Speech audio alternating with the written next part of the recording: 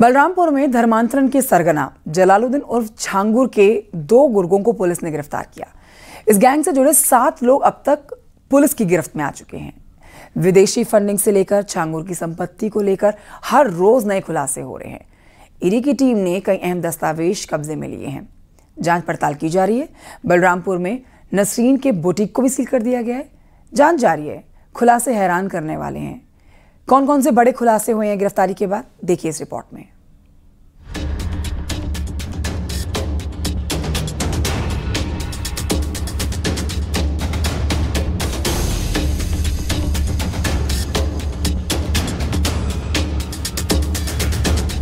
बलरामपुर की धर्मांतरण फैक्ट्री पर कार्रवाई के बाद से जलालुद्दीन उर्फ छांगुर के नेटवर्क पर शिकंजा कसता जा रहा है।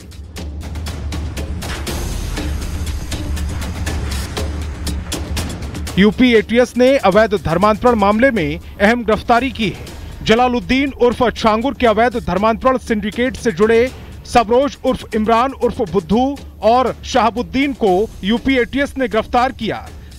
दोनों आरोपियों को बलरामपुर से अरेस्ट किया गया। यूपी एटीएस की टीम इन दोनों आरोपियों से पूछताछ कर रही है और पता लगाने की कोशिश कर रही है कि दोनों आरोपी इस सिंडिकेट में किस तरह से काम कर रहे हैं। जमालुद्दीन उर्फ जलालुद्दीन के अवैध धर्म परिवर्तन के सिंडिकेट को भी उसको पर्दाफाश किया गया। एसटीएफ के द्वारा और एटीएस के द्वारा उसकी इन्वेस्टिगेशन जारी है, जिसमें कई चौंकाने वाले तथ्य सामने आए हैं।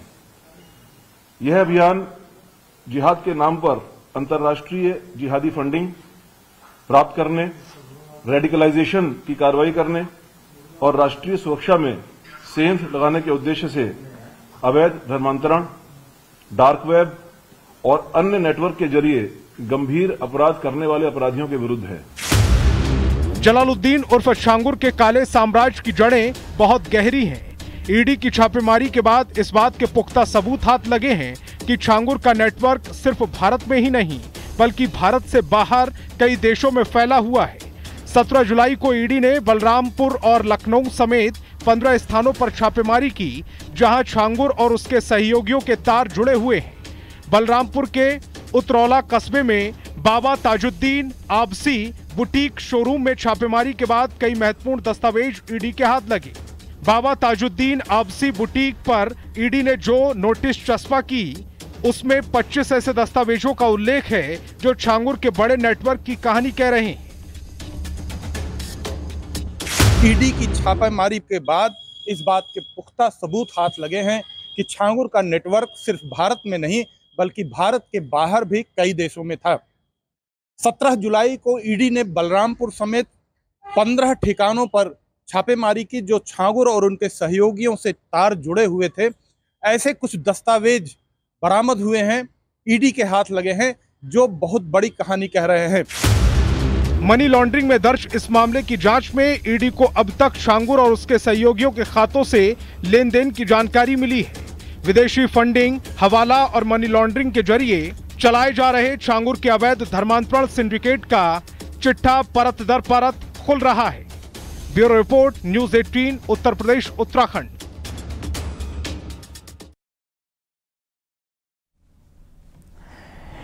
आगरा में धर्मांतरण से जुड़े एक बहुत बड़े सिंडिकेट का खुलासा हुआ। खुलासा तब हुआ जब सदर थाना क्षेत्र में गायब सगी बहनों को लेकर छानबीन की गई।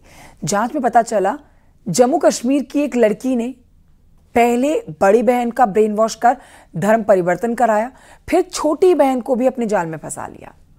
विदेशी फंडिंग और आतंकी संगठन की तर्ज पर धर्मांतरण कराने वाले गैंग के तार कई ऐसे संगठनों से जुड़े हैं जिनकी गतिविधियां संदिग्ध है।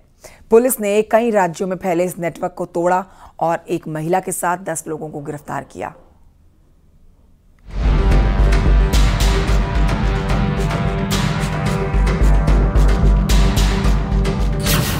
छांगुर सिंडिकेट जैसा एक और खुलासा। फिल्मी अंदाज में सगी बहनों का धर्मांतरण। आगरा की लड़कियां कोलकाता से बरामद।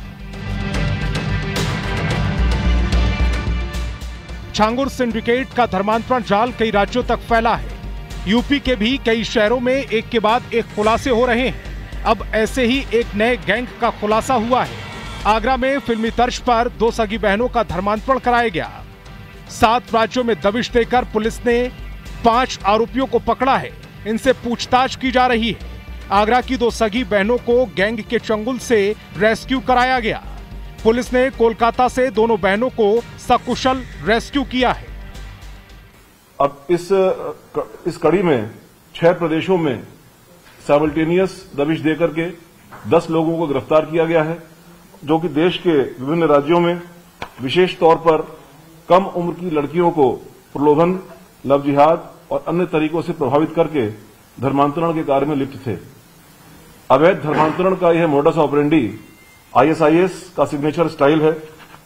अभी तक प्रारंभिक जांच में इस ग्रुप का संबंध PFI से, SDPI से और पाकिस्तान के आतंकी संगठनों से भी होने के संकेत मिले हैं। जनपदीय पुलिस आगरा द्वारा की गई इस उल्लेखनीय कार्रवाई से इसमें अब आगे उत्तर प्रदेश की जो विशेषज्ञ एजेंसियां हैं STF और ATS, उनको भी शामिल किया गया है।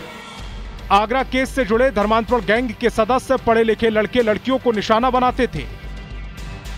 धर्मांतरण करवाने के बाद ऐसे लोगों को गैंग का सदस्य बनाया जाता था।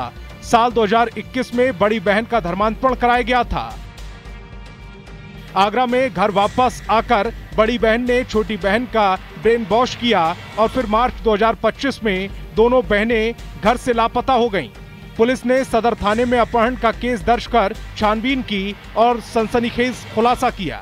कई प्रदेश में कम से कम 6 प्रदेश ऐसे थे जहां पर जो लोग बैठे हुए थे, वहां पर ये लोग रेडिकलाइजेशन को बढ़ावा दे रहे थे, लव जिहाद में संलिप्त थे और इसकी फंडिंग विदेशों से होती है। जैसा सर ने बताया, कनाडा से, US से इनकी फंडिंग हो रही थी। इस पूरे ऑपरेशन के क्रम में हम लोगों ने 10 अभियुक्तों को अरेस्ट किया, उनको गिरफ्तार किया। इस नेटवर्क में लव जिहाद का उपयोग कर तथा विदेश से प्राप्त धन से धर्म परिवर्तन व रेडिकलाइजेशन के हमारे पास सबूत और साक्ष्य मिले हैं। फिलहाल पुलिस की टीम आरोपियों को हिरासत में लेकर पूछताछ कर रही है और जल्द ही उनसे जुड़ी जानकारी साझा कर सकती है। आगरा की दोनों बहनों को सकुशल गैंग के चंगुल से छुड़ा लिया गया है। धर्मांतरण से जुड़े एक और गैंग का खुलासा होने के बाद गंभीरता से मामले की जांच शुरू कर दी गई है और जल्द और परतें खुल सकती हैं। Bureau report, news 18, Uttar Pradesh, Uttarakhand.